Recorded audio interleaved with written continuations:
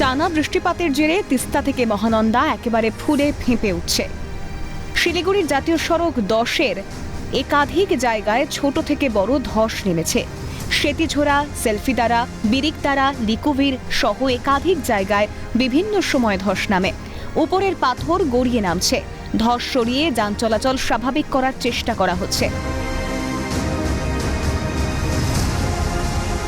মঙ্গলবার সকালে সিকিমমুখী 10 নম্বর জাতীয় সড়কে ধস নামে, যার ফলে মামখোলা, ভালুখোলা এবং লুকভির এলাকায় যান চলাচল মারাত্মকভাবে ব্যাহত হয়।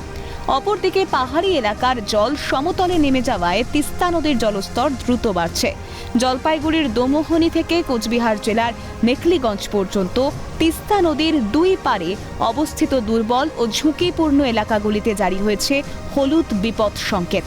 পার্থপ্রতিম দাস ও ছিলাম দেবের রিপোর্ট, ক্যালকাটা নিউজ।